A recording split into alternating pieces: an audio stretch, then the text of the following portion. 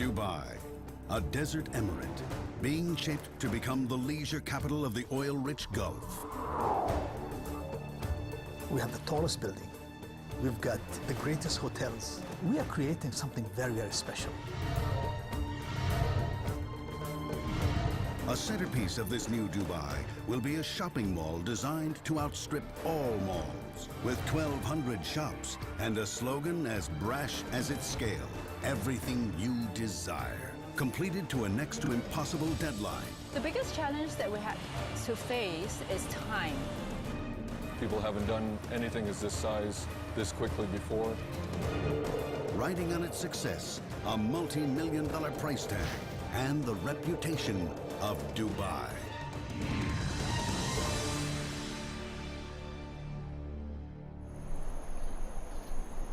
The desert sun rises over the Dubai Mall, the city's shining new landmark. In 3 days, the mall will open. Everywhere you look, over 10,000 workers are frantically racing to beat the clock. Miles of railings left to polish, acres of marble still to clean. Mannequins are waiting for their flashy threads. The mall, sold as the best Dubai has to offer, is now in a desperate race against the sheer scale of this project's ambition. Bob Fields, the new head contractor, is on his rounds. He has a lot of ground to cover. The site contains the area of 50 football fields. Every corner he turns, there's something that needs finishing, cleaning, tidying, and he has to sort it out himself. Lynette, where's Lamar? Hurry up, I need him right now. Well, tell them to retract it. He's determined that the mall will open on time. It's already missed 2 deadlines. If it misses a third, well, that's down to him. But of the 1,200 shops due to open here, only half are occupied. Some just haven't been fitted out yet, and some have yet to be leased. What looks to us pretty much like a building site, to Bob is a diamond in the rough. Nobody goes home until 1 o'clock in the morning and everybody's back at 5. Overall, the entire community has come together to cooperate and give us the opportunity to open the mall. It's going to be very exciting. We're going to have SWAT teams that are set up and positioned around the building. We're going to invite the public to come in. Traffic is going to be a challenge. We're anticipating some 50,000 cars every day.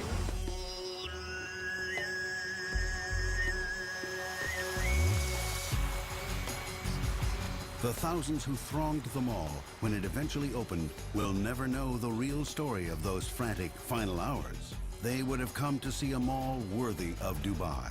Opulent spaces and shops, row upon row of them. There's a vast aquarium to wonder at, with a massive acrylic viewing panel bigger than any other in the world.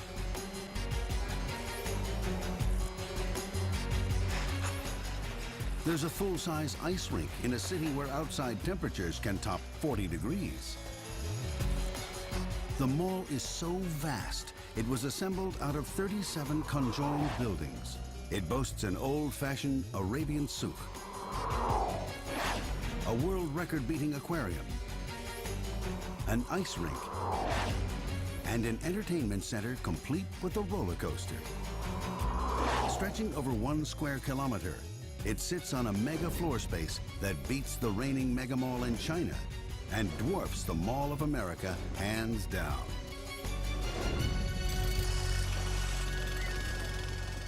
Two years back, and a formerly empty stretch of sand is being turned into this retail palace. The project is badly behind schedule. Going by best laid plans, it should have opened by now. Angeline Chan, chief architect, is on one of her regular visits to the huge spaces that she's helping to create. Future ceiling heights for the tenants. Let's go see the precast panels. It's bigger than anything she's yet done. Probably the job of her career, with some touches she's particularly proud of. I think my personal favorite spaces in the whole mall are all the atrium spaces. The atrium spaces, the 3-story high corridors. Even at this stage, when you walk around the mall, and finishes aren't even in yet, but you can feel the majestic spaces that surrounds you. I'm just left in complete awe. There's no time for her to relax and enjoy the view, though. Every time she comes here, there are technical challenges to be faced. The knottiest problem, to get column-free roofs over the vast atrium in place on time. So what's the contractor promising us now? You're probably looking at about February next year for this. The biggest challenge that we had to face is time. We're given the task of building this mall in 28 months. Months behind the original schedule.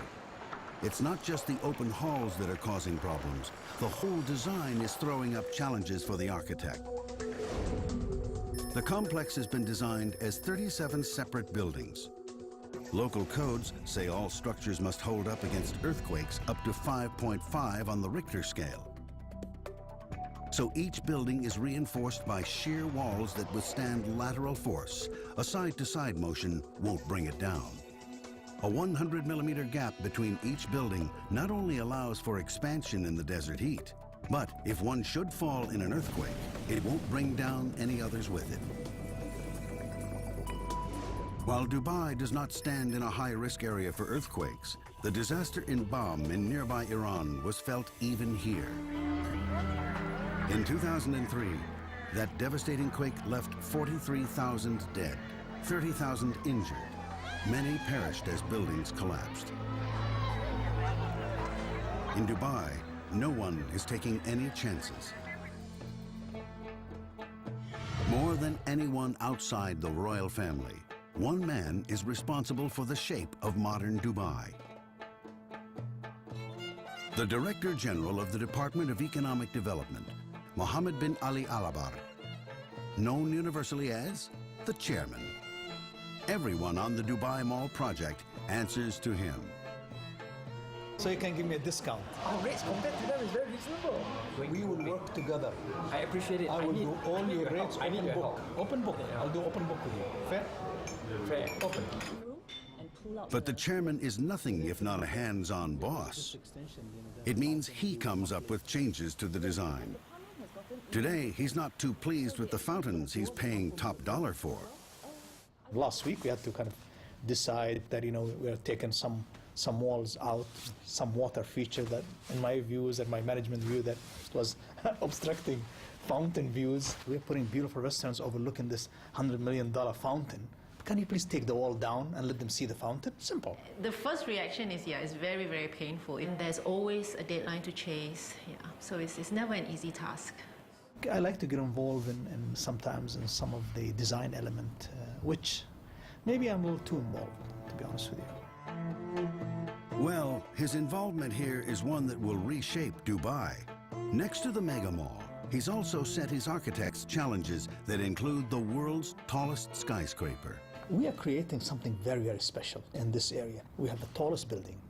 We've got the greatest hotels. It's going to be something that people recognize us. So what the chairman wants, the chairman gets. Back at the site, Angeline has to break the news to the construction head, Jim Scobie. We've been looking at this for about 6 weeks, 2 months. So it's been 6 weeks? What we'd like to do is, if we can go ahead and redesign this quickly and get it to them. Okay. So the next time we meet Sistra... For a minute there, it sounded like a plan. Oh, really? But there's a catch. Okay. Whatever we design, and we're probably coming up with 3 alternatives, has to be presented to the chairman and all that. Angeline tries to make light of it.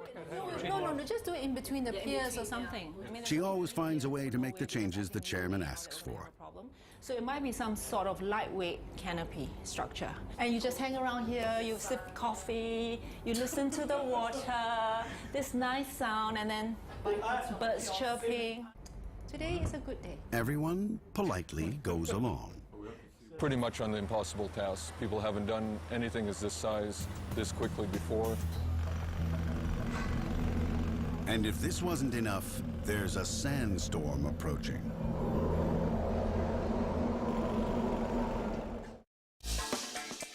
The Dubai Mall, largest in the world. It holds 95 elevators, 150 escalators, with plans to attract 30 million visitors in the first year alone to its array of glitzy shops.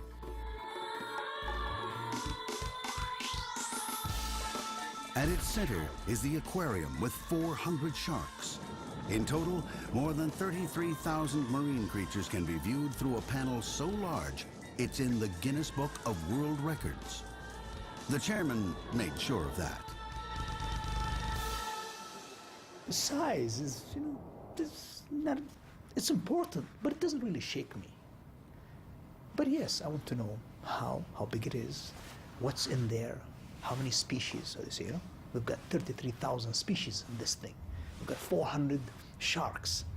Say, okay, now we're talking,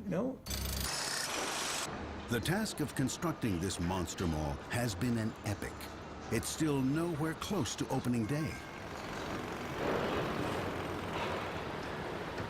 Every day, the night shift of 2,500 workers heads for some well-deserved rest. The day shift of 10,000 workers picks up its tools. It's tough work in the raging heat of the unforgiving sun. Temperatures in the desert emirate can hit over 40 degrees in summer. Heat exhaustion is an ever-present danger, especially for a foreign workforce, acclimatizing to the local weather and the demanding schedule. Currently now, the work on site doesn't stop at all. It's 24/7, 24 hours a day, 7 days a week, during summer, during winter. People say, the difficult we do quickly, the impossible takes us a little longer. And that's what we have to deal with here until you say the chairman's coming and then they say, oh, we'll get it done.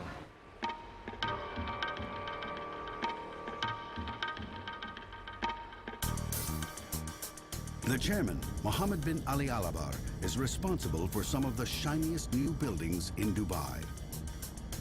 And today, he's coming to the mall for a viewing. He likes to be hands-on. Tell them, please, again, I need someone to trim these palm trees around the square. Still, dead leaves are hanging. Yeah? Okay. And I'm very bad. I pick bad things easily with my eyes. On another trip, he noticed the colored panels on the facade of the gold souk were not to his liking. I think it was maybe a little too dark. So I said, these shades are not matching from the main road. I said, it will reflect badly on us. I think they had to take the panel down and probably replace. Once it's completed, the mall will open onto a boulevard on the scale of Paris's Champs-Élysées. Now the chairman wants to see how the grand entrance to the mall is progressing. He wants to be sure it'll make the right impression.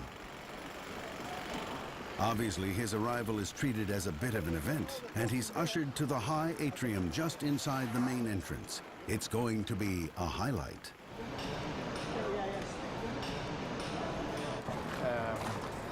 I believe them about the maintenance issues and all the rest, but when we checked and they're ceramic they're going to be very, very nice. He listens knowledgeably to the explanations of the decisions being made.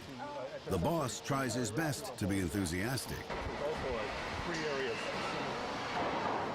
Then he zeroes in on the details. All your columns are finished one color, huh? Cladding, one yeah. cladding.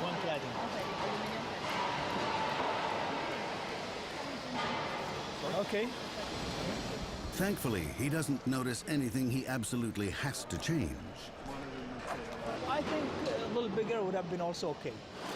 Building 11, 12, we are at building 10, building 15, 23, 26. And this is just amazing. As one building. Well, I just want to go and shake every small guy's hand who put it together brick by brick, who put in the granite floors. I feel like, I want to do the opening so quick, and the opening should be for them. Thank you, guys. In another part of the mall, the little guys are frantically rushing for opening day. One of the most important attractions at the mall will be the aquarium. Once done, it's designed to impress. That means it's going to have to be big. It will hold 10 million liters of water, equivalent to 4 Olympic-sized pools, and acrylic panels 750 millimeters thick will hold back the enormous pressure of the water. By heating and cooling the panels, the joints will disappear, creating a single panel so big, it'll make the Guinness Book of World Records.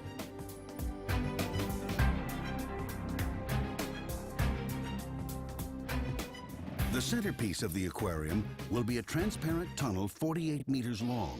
Sitting at the tank floor, 10 meters down, it will be subject to immense pressures. Iron rings help to keep its shape.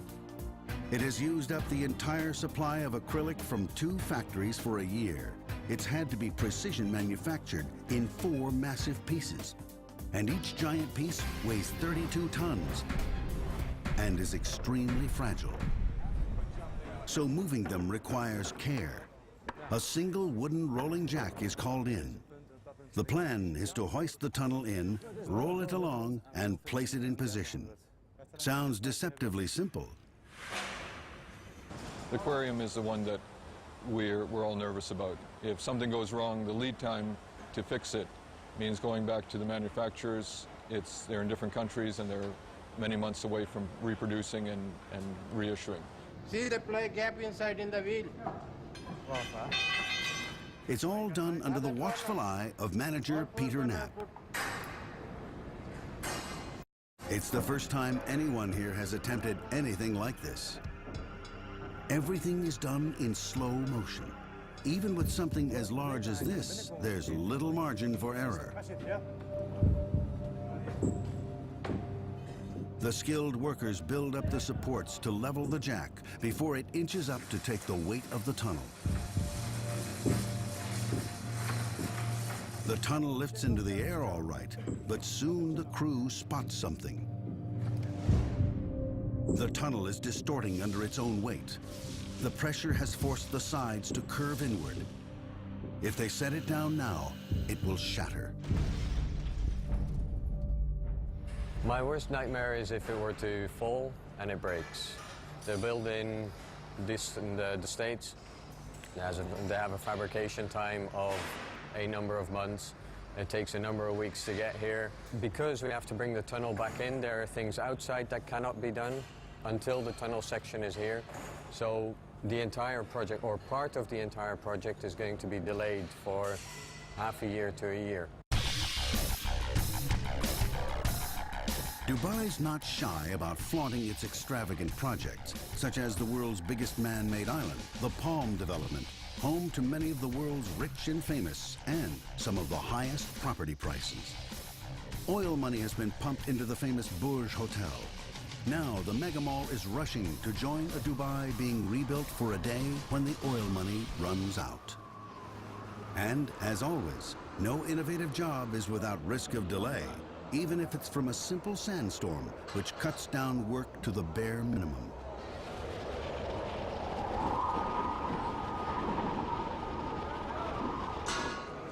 The next day, after a night of head-scratching, they've come up with a new idea to move the aquarium tunnel into place. In theory, the plan should work. The measurements add up. So they spread the load, and the tunnel is now balanced across 2 separate jacks. The supports come down piece by piece, and slowly the tunnel inches downwards. But just when they think the plan is working,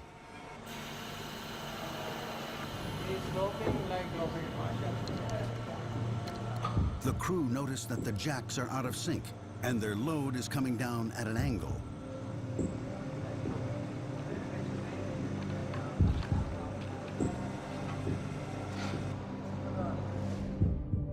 The pressure of 32 tons of acrylic is concentrated onto one corner. If they try to set it down, the edge will snap off. It's not an easy job. There is stress because of If something goes wrong, there's, you know, the consequences on it, so that does put quite a bit of stress on you. Peter keeps at work, adjusting with his control units, balancing the two jacks carefully, keeping the tunnel straight. After 8 hours, he thinks he's got it right. No one knows for sure until the tunnel hits bottom. All that remains is to haul it into place with a rather simple lever and pulley system. Only another 3 pieces to go. When they're all in place, they will be welded together, made watertight, and covered with 10 million liters of water.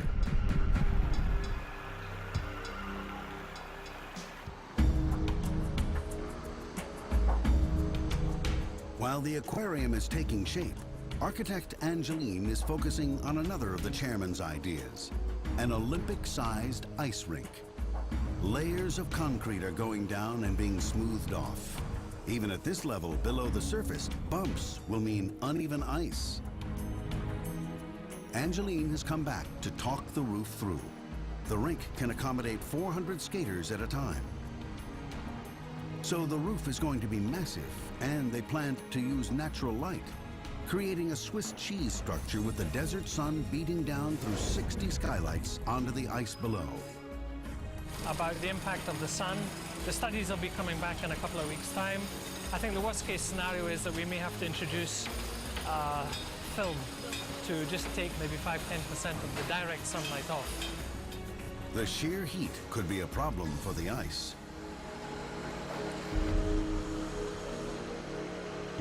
An ice rink is rather like an ordinary fridge. Pipes are laid through the concrete. Cold glycol will be pumped through them from refrigeration units. This will freeze the concrete, and then the ice will be built up on top of it, layer by layer. But having skylights above means the ice must be kept 2 degrees colder than a rink in a temperate climate.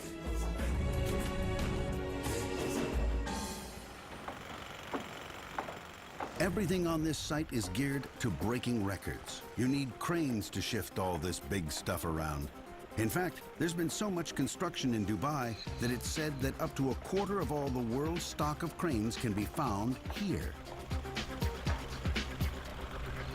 The biggest at the site is the Demag 2800. There are just 50 of these 600-ton monsters in the world, and they're only called in for jobs that no other crane can take on.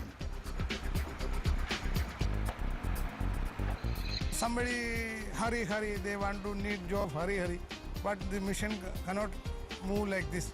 Patient we need first this heavy crane. George and his Demag have been called in today to start lifting the pieces for the roof of the entertainment complex.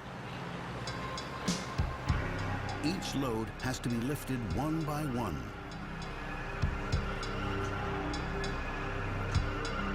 A job which requires all the patience and experience George has gained in his 26 years with his crane.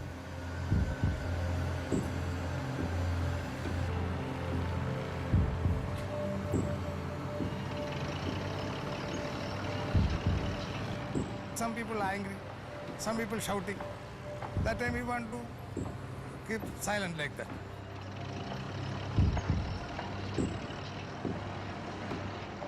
The roof of the entertainment center will be put together like a giant jigsaw puzzle. Supporting a huge span with no columns below is difficult enough. But this roof has thousands of pipes, beams, nuts and bolts. Because in Dubai, they not only like things big, they like them complicated. The easier way would be to build a simple flat roof.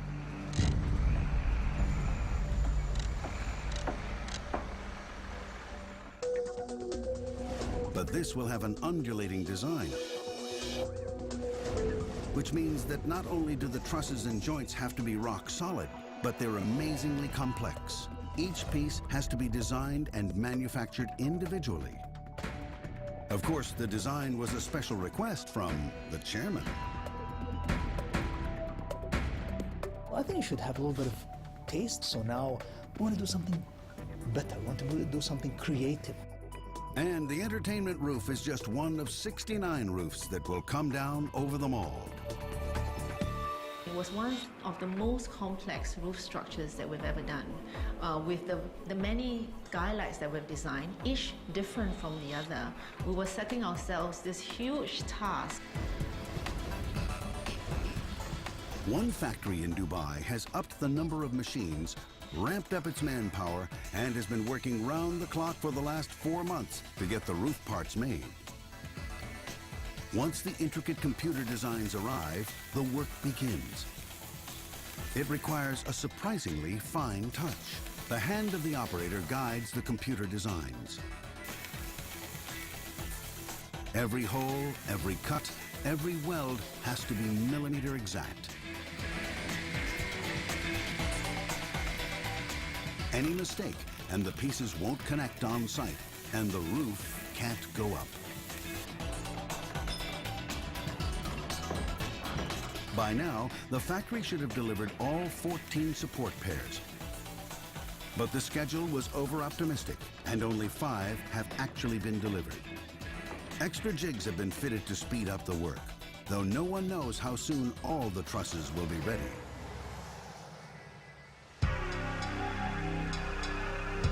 Back on site, the trusses are delivered, and despite all the efforts of the engineers, they are proving hard to fit. And the structural engineer that designed it is saying it has to be dead on, we can't move anything. And the construction engineer is shrugging his shoulders at me saying, I can't build it. Many months after Dubai promised the world its largest mall, the roof has yet to come down.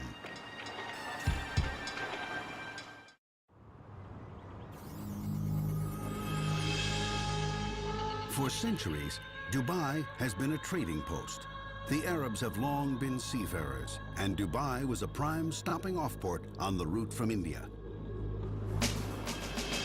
Wander the streets, and you find many traditional shops and markets, the souks of Arabia. One of the most famous of these is the gold souk, where locals and foreigners alike go to buy, what else? Gold. Browse the stalls here, and you might even find a bargain.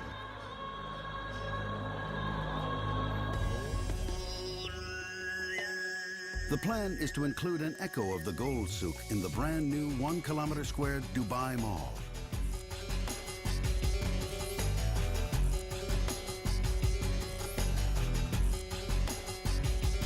The souk is intended to be a jewel in the mall's crown, and no expenses have been spared to give it a touch of Dubai, right down to the temptations on display. We have it's a piece of iPod, pure gold, 18 karat, and it's with the 5-carat diamonds. We're talking approximately this one like $35,000. The Gold Souk is just part of this world record-beating mall. Among its 1,200 shops is a record-breaking aquarium, an Olympic-sized ice rink, and an entertainment center complete with a roller coaster under its massive roof. It's a mall that could not be built without a grand ambition. This is huge. We will be having almost 30 million people coming in annually to this mall. So my challenge was still and then is that how can I bring people with maximum comfort and let them go home with maximum comfort, which is a challenge personally for me. For people to come to this mega mall and make it worth building in the first place, it's going to have to be a pretty special experience. So the chairman was very careful in his choice of architects. Angeline Chan heads a team of architects on this project. They started with just 6, but now... At its peak, we had about 90 architects on site. The job they had, to make the mall function at a human level. Not easy, and this job was left in the hands of one of her team members, T, an expert in getting people around large buildings without getting lost. Dubai Mall is basically like, a huge quadrant, you know, so that's the circulation area that you move around. The loop keeps shoppers moving through the mall. With no side alleys and narrow passageways, people won't get lost and can spend their time spending money.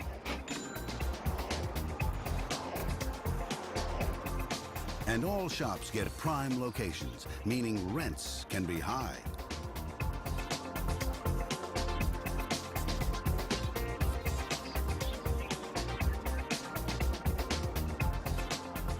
For the less intrepid shopper, the architects also designed a shortcut through the loop.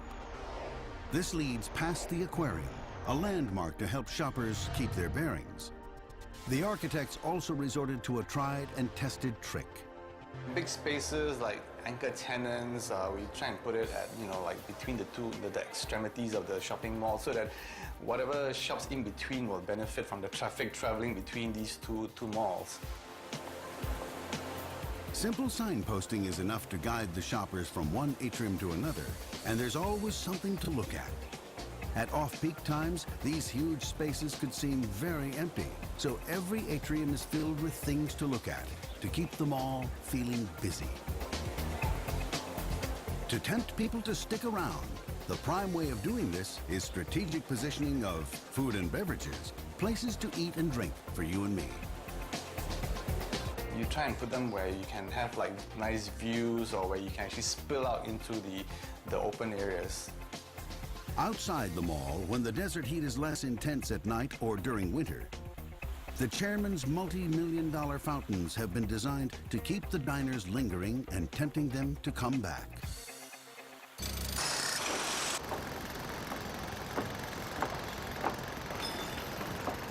During construction, the team of architects set its shoulder to the wheel, but even they couldn't keep the project from missing its deadline.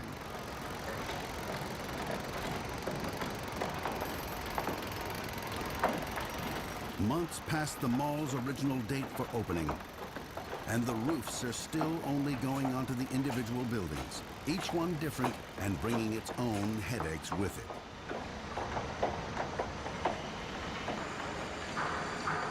The aquarium's viewing panels have been boarded up and sealed. Inside, chemical bonding with regulated heating and then cooling of the acrylic causes the joints to fade away. And the aquarium tunnel, too, is finally in place.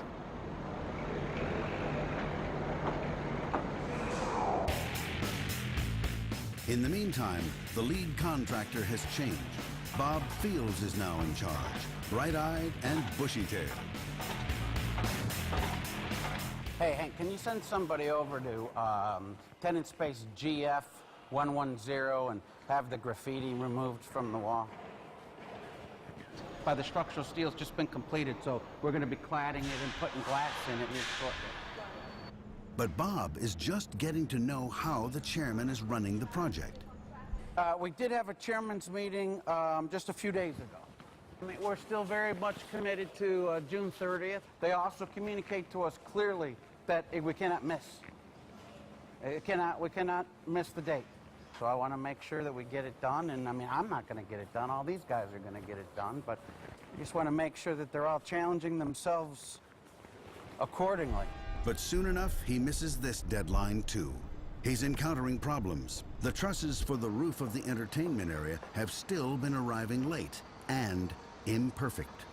Now these things are actually assembled in the shop, fully built, and then taken apart and brought out here.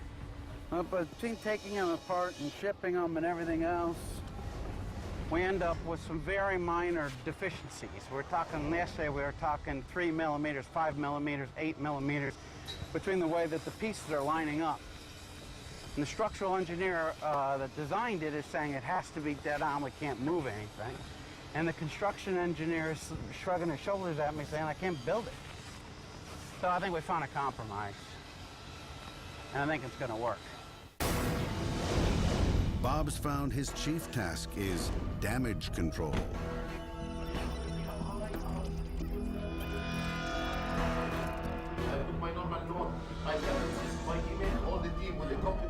If a guy has an issue, he needs to come because that's where the rubber hits the road. And that can mean banging heads together. You guys are all grown-up professionals. You know exactly what we're talking about here. All this little conversation is for the third time. Through threats and persuasion, the mall slowly gets completed. Bob's team has come up with ingenious ways to meet the deadline. They have set up a workshop within the site to make the fiberglass facade that'll cover the mall. So supplies are always at hand. But even as the finishing comes up, new complications set in. Everybody has to be very careful while moving in there. We don't need any damage to this, because once you damage it, means that we're gonna rip down. You hear this? You hear what he's just saying? A lot of times guys will come, a guy will come into a meeting and he'll represent that everything's a problem. All the floors can't go in. All the ceilings can't go in. By the time you settle him down and nail him down, you find out there's 2 or 3 issues. The goal that I set for finishing in June is absolutely obtainable, and we will obtain it. And an optimist is, the difference between an optimist and a pacifist, or somebody that's negative, is going to be whether they understand what the work is. So after months and months of war rooms, the facade goes up, the roofs come down, the mall slowly gets ready. There's 170 escalators in the building. For the 30 million expected to descend on its stores in the first year alone, acres of marble and glass begin to dress the bare concrete. The souk is given its expensive finishing touches.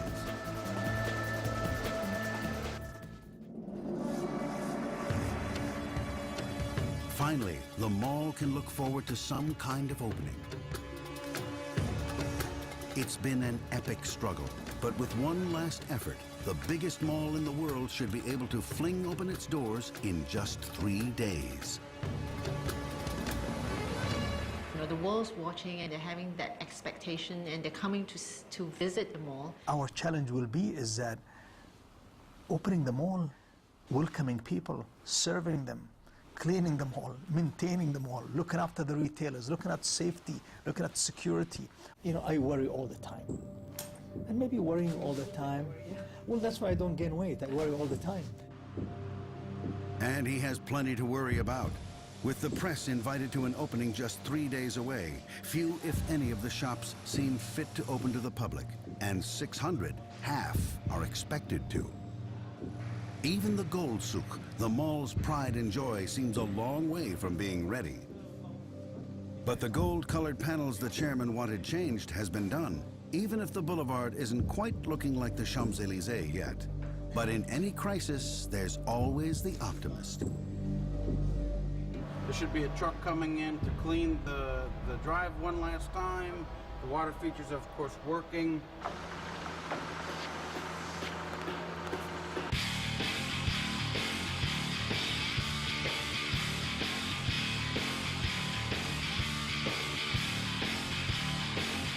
And so, with 72 hours to go to the grand unveiling, Bob makes his final tour, observing, ordering the final touch-ups.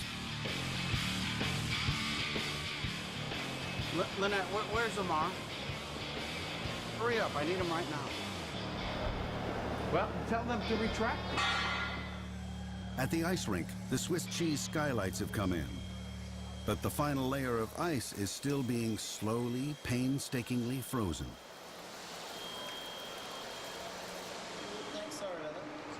Thankfully, the aquarium is ready, and it's feeding time for the 32 sand tiger sharks.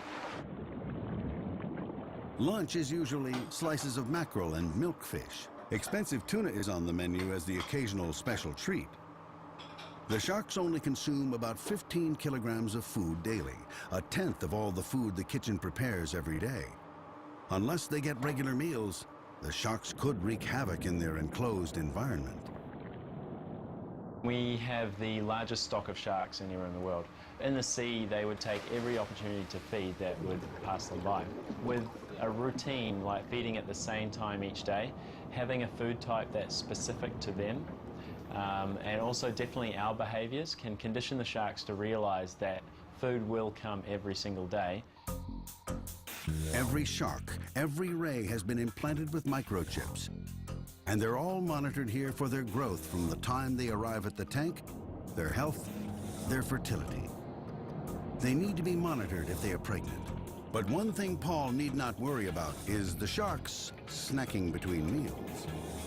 They would much prefer to wait for the divers to deliver food than to invest energy in hunting. So it eventually, within a month, it starts to settle down and the sharks really pay no attention to the fish that are swimming past them.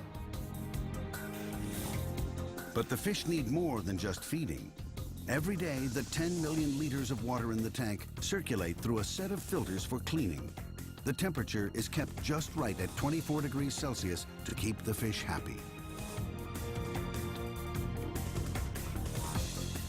40,000 liters of seawater make its way to the mall. It's a journey the trucks will be making every day for years to come. Each month, slightly more than 10% of the total water in the giant aquarium. And these truckloads are there simply to top up the natural daily losses from filtration and evaporation. Though it doesn't go straight in with the fish, Gulf water is salty. It has to be diluted, then cleaned and filtered.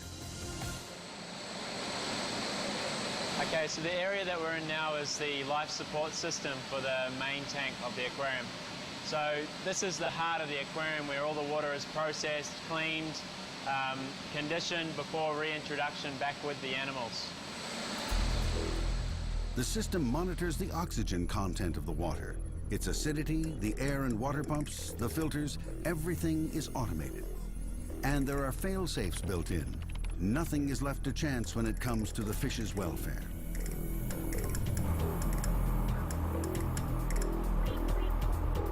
So if, let's say, a pump was to fail down in the basement, and that pump was responsible for sending new seawater to the aquarium to top it up when we lose seawater through our foam fractionators.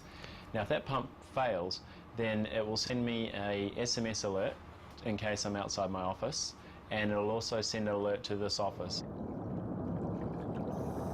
With everything running smoothly, the aquarium looks set to be the highlight of the mall opening. When you go and you look at it, it really touches my heart. And then straight away I say, oh my God, how can I see the kids? I want to see the kids running around this thing. And against the odds, the ice rink has come together. The ice has formed, so much so they can even get the Zamboni out and smoothing off the surface, ready for the first skaters.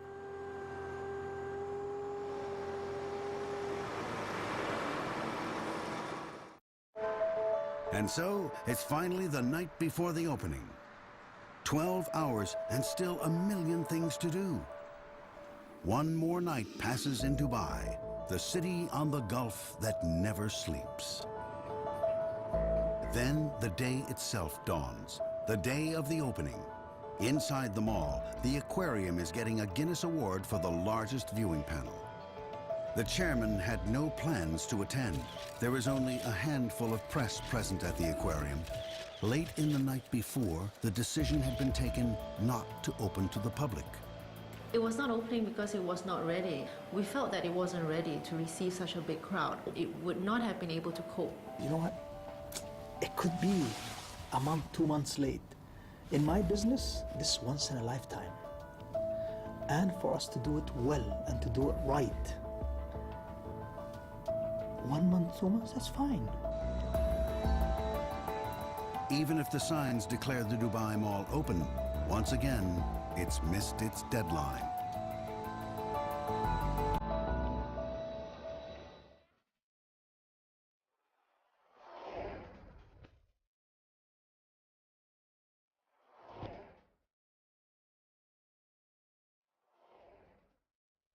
Six months after the abortive opening of the Dubai Mall, the biggest in the world, and a steady flow of traffic shows that it has officially opened to the public. Thousands every day.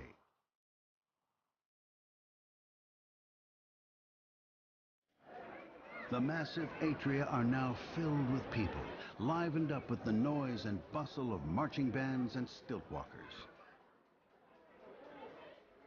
The ice rink, so lonely and deserted when we last saw it, is now overflowing with skaters. And around the rink, plenty more who don't yet trust themselves to strap on skates in this desert land.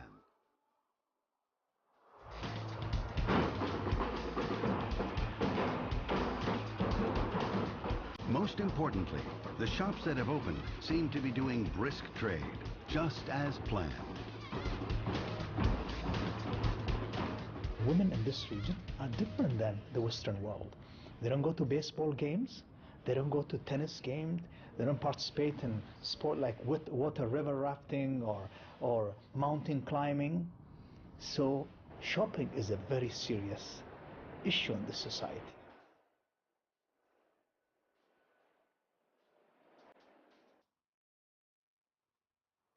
The undulating roof has finally been fitted onto the entertainment center with all its joints and trusses. Though whether it's strictly accurate to say that the delay is just 1 year is also open to question. The actual entertainments inside are far from finished. Mock streets look down onto yet another construction site, though the track for the roller coaster is at least in place. It's going to take some while yet to fill this space and open it to the public. Frankly, with the many changes, it's a wonder it's got even this far. The mall is open, it's functioning, and people are visiting. Opening any mall this size is a gamble, but one done in true Dubai style, it may yet pay off.